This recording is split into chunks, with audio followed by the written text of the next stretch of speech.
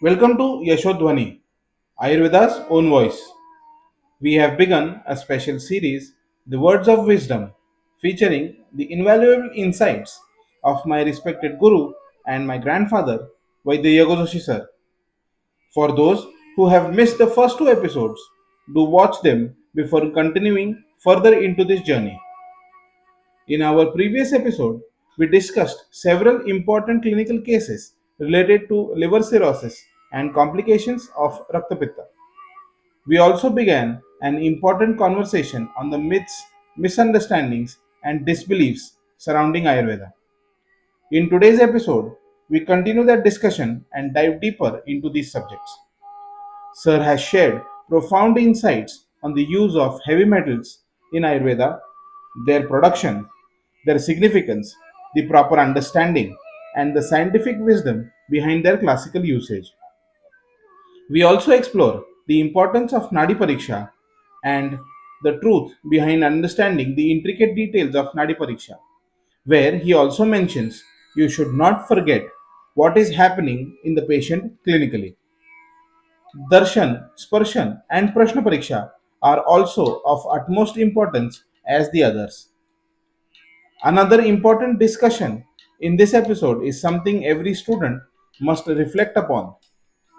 How should a student decide whether the teacher teaching them truly possesses knowledge and clinical wisdom? Finally, we conclude with an important and a practical question. Can everyone undergo Panchakarma? And what is the duration needed to undergo all the five karmas? So, stay with us for another enriching episode filled with experience, wisdom, and authentic Ayurvedic thought. Do like, share, and subscribe. Let's begin. आयुर्वेदीय द्रव्य यदि कहे तो जैसे उसे उपयुक्त गुण है उसके साइड इफेक्ट जो है वो आपको ध्यान में लेने ही होंगे। आगे चल करके जैसे ये कहा गया कि आयुर्वेदीय औषधों को कोई साइड इफेक्ट्स नहीं है, वैसे और एक गलतफहमी यानी वैद्यराज जो भस्मों का प्रयोग करते हैं उसमें हेवी मेटल्स का प्रयोग करते हैं और हेवी मेटल्स का प्रयोग करने से शरीर पर आपत्ति आ जाती है शरीर में। क्या ये सच है? नहीं। हम जब मेटल्स का प्रयोग करते हैं, खनिज द्रव्यों का प्रयोग करते हैं, तो हम उसका शोधन और मारण करते हैं। शोधन यानी क्या? शोधन यानी प्यूरिफिकेशन, नॉट केमिकल प्यूरिफिकेशन। यहां जो अपेक्षित है वो है कि उसका दुष्परिणाम जो हो वो दूर करना, उसके साइड इफेक्ट जो है वो दूर करना। Chemically you may add impurities in it, अनेक द्रव्यों के साथ उसका मर्दन किया जाता है और उसका बाद में हम भस्मीकरण करते हैं। भस्मीकरण यानी क्या? शोधन और मारण। मारण यानी क्या? मारण यानी भस्मीकरण। वो देने से कोई फायदा नहीं, उसका शरीर में एब्सॉर्प्शन होना चाहिए, उसका सात्मीकरण होना चाहिए, शरीर भाव में रूपांतर होना चाहिए। यह होने के लिए उस पर जो प्रक्रिया की जाती है उसे हम भस्म कहते हैं। तो शोधन और मारण करने के बाद उसमें कोई दुष्परिणाम रहेंगे नहीं। हाँ, कुछ द्रव्य ऐसे हैं जो विषय द्रव्य ही हैं, जैसे नाग है, लेड बोलते हैं, उसका प्रयोग हम बहुत कम करते हैं और करना हो तो ऐसी अवस्था में करते हैं बहुत ध्यान दे करके, उसके साइड इफेक्ट्स न हो इसलिए उसे ठीक तरह से अनुमान दे करके बाद में उसका प्रयोग करते हैं। तो आयुर्वेद के भस्मों के कारण दुष्परिणाम होता है, यह बात गलत है। एक उदाहरण मेरे सामने अभी याद आया, इसलिए मैं आपके सामने रखना चाहता हूं।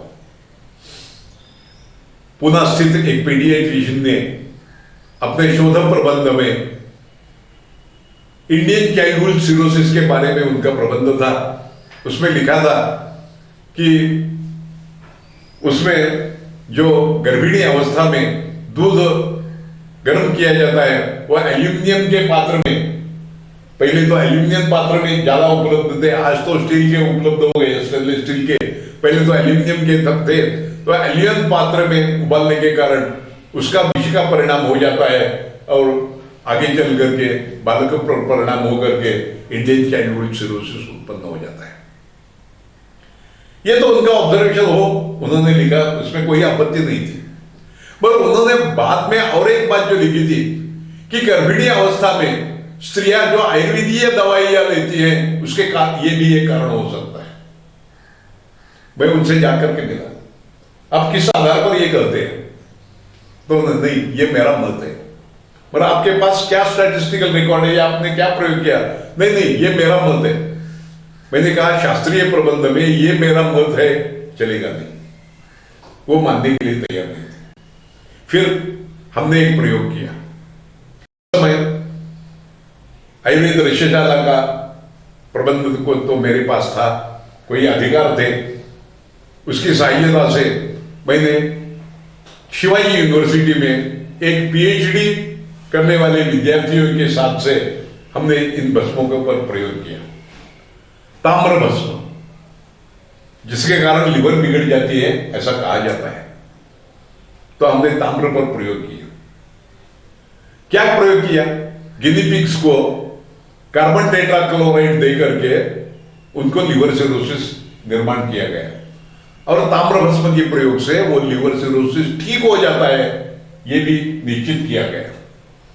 फिर दूसरा प्रयोग किया कि गिनी पिग्स को पहले ताम्र भस्म लगाओ और बाद में उसी डोज में, जिसके कारण लिवर सिरोसिस, उस मात्रा में कार्बन टेट्राक्लोराइड दे दो, उसे लिवर सिरोसिस होता नहीं है। और तीसरी एक आश्चर्य की बात, एक विशेष बात ध्यान में आई कि ताम्र भस्म की प्रयोग से जो लॉन्जिविटी रहती है सेल की, लिवर सेल की, वो बढ़ गई। देखिए, जो आयुर्वेद के बारे में कहते थे उसके विपरीत रिजल्ट्स थे। आयुर्वेदीय दवा यदि अच्छी तरह से बन गई, ताम्र तो विषय द्रव्य आपको मालूम है, मगर ठीक अच्छी तरह से बन गया तो उसके अमृत जैसे हो जाता है। उसका प्रयोग करने पर ध्यान में आया, फिर वो प्रयोग लेकर के मैं उसी पीडियाट्रिक के सामने गया, उन्होंने भी मान लिया। उन्होंने फिर अपनी दूसरा लेख प्रसिद्ध किया कि मैंने जो कहा था वो गलत है, आयुर्वेदिक दवा से ऐसा हो नहीं सकता है यदि दवा अच्छी हो तो आजकल तो आयुर्वेद के बारे में कुछ कहना हो तो अन्य वैदिक शास्त्र के लोग बहुत कहते हैं, अरे वो तो भस्म का प्रयोग करने वाले हैं, वो तो आपको डैमेज कर देंगे, आपकी लिवर, आपकी किडनी। पर ये स्थिति नहीं है। आज व्यवहार में ऐसा दिखाई जाता है, जो बीएमएस हुए लोग, आयुर्वेद के विद्यार्थी, उनकी प्रैक्टिस बहुत अच्छी तरह से चलती है। अन्य वैदिक शास्त्र के लोग उन पर नाराज होकर के ऐसा प्रचार करते हैं, ऐसा मेरा कहना है। कोई भी किसी भी प्रकार का अभ्यास किए बिना वो कह देते हैं कि नहीं, इनकी दवाइयां मत लो। ऐसी स्थिति नहीं है। आयुर्वेद में आपको ध्यान में रखना चाहिए कि आयुर्वेदीय चिकित्सा से निश्चित रूप से उसे आराम मिलने वाले हैं, कोई भी साइड इफेक्ट आने वाले नहीं है। हाँ, हम जरूर पारद गंधक का प्रयोग करते हैं, मगर जगत में कहां भी एक भी उदाहरण नहीं है कि आयुर्वेदीय दवाइयों के कारण पारद के कोई टॉक्सिक इफेक्ट मिल गए, ऐसा कोई नहीं। अनेक शतकों से हम इसका प्रयोग कर रहे हैं without any complications, without any side effects. Ayurveda के बारे में कहना हो तो और भी बहुत कुछ कह सकते हैं। आयुर्वेद के बारे में ये कहा जाता है, पथ्य बहुत कहते हैं लोग। क्या ये सच है? पथ्य यानी क्या? पथ्य यानी ऐसा आहार विहार जो करने पर रोग अपने काबू में रह सकता है। जिससे रोग बढ़ जाता है उसे हम अपथ्य कहते हैं। तो क्या कोई भी द्रव्य ऐसा रहेगा? क्या मैंने कहा दही नहीं खाना, एलोपैथिक डॉक्टर ये मानेंगे नहीं। क्या वो दही को मालूम है कि अरे जोशी ने कहा है तो मुझे ऐसे करना है? वो तो अपना कार्य करने ही वाला है। फिर हम वैद्य लोग ज्यादा पथ्य करते हैं, ऐसा क्यों? हाँ, ये सच है, हम ज्यादा पथ्य करते हैं, पर उसका कारण का भी विचार करो। आयुर्वेद की पद्धति ही भी विचार करने की अलग है। देखिए, आप जब कहते हैं कि ये द्रव्य ले लो, उसके अलग ही दृष्टि से विचार आयुर्वेद करता है। हम कहते हैं ये गर्म है, ये शीत है, ये उष्ण है, ये रूक्ष है। क्या है इसका मतलब? This is not physical properties, this are how they act on body. इसके आधार पर निश्चित किए हुए गुणधर्म, वो कार्मुक गुण है, कर्माद्वय गुण है। शरीर पर उसका क्या कार्य होता है, इसके आधार पर वो गुण निश्चित किए जाते हैं। जैसे उदाहरण ले लो, हरी मिर्च आप फ्रीज में रखिए, चील कर दीजिए, शीत हो गई, फिजिकली शीत हो गई, पर मुंह में डालने पर उसे जलन नहीं होने वाला है, इसलिए वो उष्णवीर्य है, वो शीत नहीं है। This is not physical properties. ये ध्यान में लिया तो आपको समझ में आएगा कि हम पथ्य क्यों अधिक करते हैं। कि इसका विचार ही एलोपैथी में नहीं। वो क्या विचार करेंगे, इसमें कैलोरीज कितना मिलता है, इसमें फैट कितना है, इसमें कार्बोहाइड्रेट्स कितने हैं, इसमें विटामिन कितने हैं, पर वो नहीं कर सकेंगे कि ये शीत है, ये उष्ण है, ये रूक्ष है, ये स्निग्ध है। वो कहेंगे प्रोटीन चाहिए ना तो दाल खाओ। अरे कौन सी दाल? चने की दाल, मूंग की दाल, उड़द की दाल? ये नहीं कर सकेंगे। वो बोलेंगे वो प्रोटीन है, कोई भी खा लो, नहीं चलेगा। हम कहते हैं कि जब चने की दाल खाई तो रूक्ष गुणात्मक है, उससे वात प्रकोप हो जाएगा। अरहर की दाल, तूर की दाल यदि खा ली तो उससे पित्त हो जाएगा। मूंग की दाल ज्यादा पथ्य कर रहेगी। ये विचार ही नहीं उनके पास। ये विचार न होने के कारण वो पथ्य कर नहीं सकते हैं। जिसे हम कहते हैं अपथ्यकर द्रव्य, ऐसे भी द्रव्य ऑपरेशन के बाद दूसरे दिन उसे ब्रेड या ये दिया जाता है, क्या ठीक है? कभी ठीक नहीं है। पथ्य तो होना ही चाहिए, आहार का विचार तो करना ही चाहिए। पथ्य के बिना रोग जल्दी ठीक नहीं होगा। आप यदि एलोपैथिक द्रव्यों के साथ भी ठीक तरह से पथ्य का अवलंबन करें तो रुग्णों को ज्यादा फायदा होने वाला है। तो पथ्य का विचार ये करना ही चाहिए आपको। ये भी बात आयुर्वेद के बारे में ध्यान में रखनी चाहिए। आजकल बहुत जगह पंचकर्म का बहुत बोलबाला है। पंचकर्म चिकित्सक ऐसे बोर्ड बहुत जगह मिलने लगे। एडवर्टाइजमेंट भी मिलेंगे आपको पेपर में कि पंचकर्म, हम एक पैकेट दे देते हैं, पैकेज दे देंगे आपको, आप दे दीजिए 25,000 रुपए और 15 दिन में या महीने में हम पूरा पंचकर्म कर देंगे। मगर ध्यान में रखिए ऐसी स्थिति नहीं है। पंचकर्म ये एक अलग शास्त्र पद्धति है जिसका अवलंब करना होता है। वो ठीक तरह से अवलंब करना हो, पहले ध्यान में रखना चाहिए। एक ही रुग्ण में सभी प्रकार के पंचकर्मों की कभी जरूरत नहीं रहती। पंचकर्म कब नहीं करना चाहिए इसके बारे में भी संकेत दिए हुए हैं आयुर्वेद में। यदि एक ही रुग्ण में सभी पंचकर्मों का अवलंब करना हो तो कम से कम 8 महीने लगेंगे, उसके पहले नहीं हो सकेगा। ये कोई विचार ही नहीं करता है। आजकल कमर्शियल हो गया। पंचकर्म बारे में ज्यादा मैं आगे विस्तार पूर्वक आपके सामने रखना ही चाहता हूं, मगर आयुर्वेद के बारे में और भी जो कुछ गलत फहमियां हैं उसके बारे में भी आपको सोचना पड़ेगा। आयुर्वेद के बारे में कहते समय और भी एक बात ध्यान में रखनी चाहिए। आयुर्वेद यानी नाड़ी परीक्षा ऐसे एक समीकरण जैसा हो गया है, पर यह भी बहुत गलत फहमी है। नाड़ी परीक्षा तो जरूर महत्व की परीक्षा है, मगर केवल नाड़ी परीक्षा से कोई भी ज्ञान नहीं होगा। कुछ बातें ध्यान में आ जाएंगी जरूर, पर केवल नाड़ी परीक्षा से लोग कहते हैं आपकी नाड़ी देखी और उसका आपको डायबिटीज है, आपको गर्भिणी है, आपको लड़का होने वाला है या लड़की होने वाली है। नहीं, ये गलत है।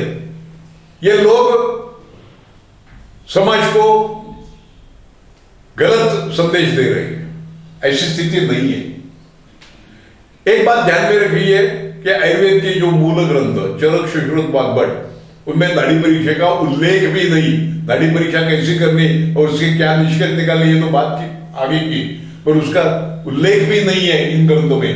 इसका समाविष्ट हो गया लघुत्रयी में, योग रत्नाकर में, या उस बाद में ज्यादा विस्तार हो गया 13वीं 14वें शतक में, तब तक नाड़ी परीक्षा नहीं थी। फिर नाड़ी वैद्य, नाड़ी के बारे में बहुत से ग्रंथ रावणकृत या ऐसे उत्पन्न हो गए। उसके बाद वो उन्हीं ग्रंथों में भी केवल नाड़ी परीक्षा करने से व्याधि ज्ञान होता है ऐसा कहा भी नहीं लिखा है। नाड़ी परीक्षा एक ऐसा ही, मैं जब विद्यार्थियों को सामने समझा रहा था प्रैक्टिकली नाड़ी परीक्षा का कितना महत्व है, क्या है, तो पुनः के एक वैद्यराज जो नाड़ी परीक्षा से व्याधि निश्चय करते थे, ऐसा उनकी एक बात कही जाती थी उनके बारे में। तो मेरे पास आ गए, आप क्या गलत गलत सिखा रहे हैं विद्यार्थियों को, मैं तो हर एक पेशेंट का व्याधि निश्चय कर सकता हूं नाड़ी परीक्षा, आप मुझसे सीख लीजिए।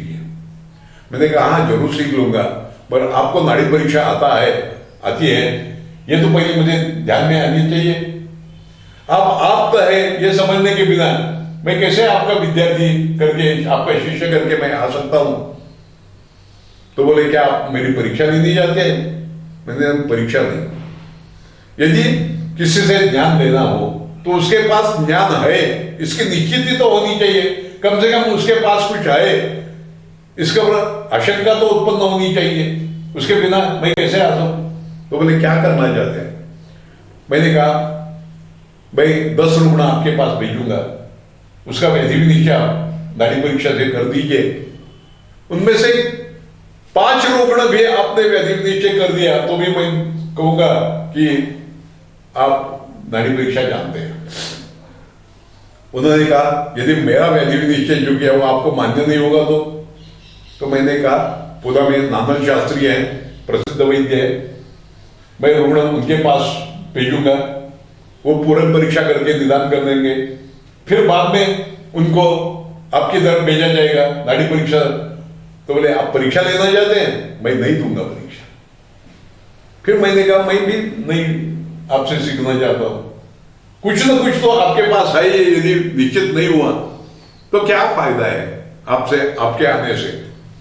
तो बोले देखिए मैं नाड़ी परीक्षा से रुग्ण के घर में उसका जो कुत्ता रहेगा उसका कलर क्या है, वो सफेद है या ब्लैक है, ये भी कर सकता हूं।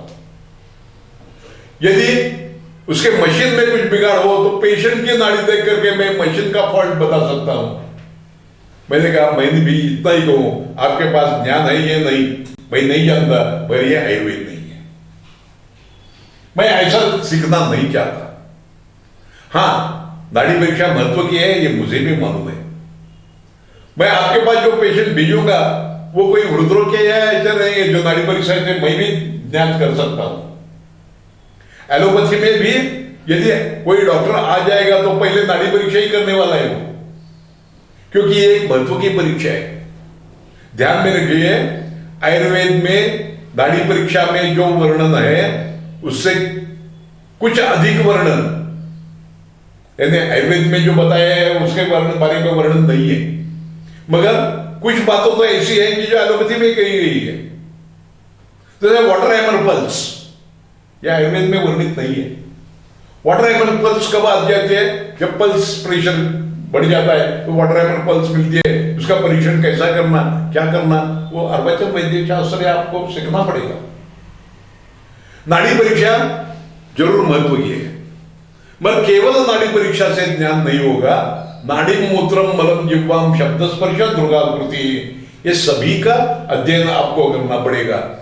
दुष्यम देशम बलम कालम अनलम प्रकृति वया सत्वम सात्म्यम तथाहारम अवस्थाश्च पृथक विदा सूक्ष्म सूक्ष्म समीक्षेयम दोषौषध निरूपण। इसका विचार किए बिना आप आयुर्वेदिक चिकित्सा नहीं कर सकेंगे, केवल नाड़ी परीक्षा से नहीं हो सकेगा। पुनः के प्रसिद्ध वैद्य नहीं थे, वो महाराज थे, बोलो सरदेशमुख महाराज, जो आजकल वाघोली के सरदेशमुख है उनके पिताजी, वो नाड़ी परीक्षा जानते थे ऐसा मैंने सुना था। उनके पास में गया, मैं सीखना चाहता हूं आपसे। तो बोले अरे ये वो नाड़ी परीक्षा से कैसे जान सकेंगे आप? केवल नाड़ी परीक्षा से जान नहीं सकेंगे। हाँ जब रुग्ण आपके सामने आता है तो अन्य भी आप देख सकते हैं और उसके अनुसार बहुत कुछ कर सकते हैं। आज मैं भी ऐसा करता हूं, नाड़ी परीक्षा तो करता हूं। नाड़ी परीक्षा, नाड़ी पर हाथ रख के जब मैं उसे कहता हूं, अरे क्या तुझे चलने पर दम चढ़ जाता है? क्या तुझे श्वास लग जाता है? क्या तुझे कोई भी काम करने पर श्रम उत्पन्न हो जाता है, छाती में धड़कन होती है, निद्रानाश होता है? तो बोलते हैं हाँ, अरे क्या डॉक्टर को मालूम हो गया, नाड़ी पर हाथ रख कर ये ऐसा नहीं है। उसके पांडुता देख करके मैंने ये पूछा हुआ रहता है। जैसे कि नाड़ी पर हाथ रख के मैं रुग्ण को पूछता हूं, क्या आपको नींद ठीक नहीं आती है? रुग्ण कहता है हाँ। तो आगे चल के क्या नींद में सपन ज्यादा आते हैं? तो जरूर रहता है हाँ। फिर आगे पूछे, वो सपन ऐसे रहते हैं कि जिनमें जो घटनाएं हुई उसके बिना कोई भी अलग तरह के स्वप्न आए? वो बोलता है हाँ, पर बाद में याद नहीं रहते। हाँ, जैसे कोई सिनेमा चालू हो वैसे रात भर आपके सामने चलते रहता है? बोलता है हाँ। मैंने नाड़ी पर हाथ रख करके भी ये पूछा होगा, तो वो नाड़ी परीक्षा से नहीं है। नाड़ी परीक्षा से न होकर भी यदि उसे हाइपर एसिडिटी हो, बहुत दिन से हो, तो ये लक्षण आने वाला है हर एक पेशेंट में। उनको पूछो, उनका विश्वास हो जाएगा आप पर। अरे ये कुछ आयुर्वेद के बारे में जानते हैं, भाई नाड़ी परीक्षा के बारे में नहीं है। आपको सर्वांगीण विचार करना होगा। जैसे पहली की कहानी कही जाती है, एक वैद्यराज गए एक रुग्ण के पास, उन्होंने नाड़ी परीक्षा की और बोले अरे आप केले बहुत खाते हैं, इसके कारण आपको बीमारी हो गई है। तो बोला हाँ। बाद में बाहर आने के बाद शिष्य ने पूछा, साहब आपने कैसा जाना? अरे इतने केले के छल्ले पड़े हुए थे, तो उसके कारण मैंने अनुमान से कहा क्या क्या केले खाते हो? तो उसने हाँ कर दिया। कहते केवल नाड़ी परीक्षा नहीं, दूसरे समय जब वो शिष्य रुग्ण को देखने गया तो उन्होंने नाड़ी पूछा, क्या आप घोड़ा खाते हैं? अरे ऐसा क्यों पूछा? क्योंकि उसने उसका मल देखा बाजू में पड़ा हो। विचार करते समय तर्कसंगत होना चाहिए, उसके बिना कह नहीं सकेंगे।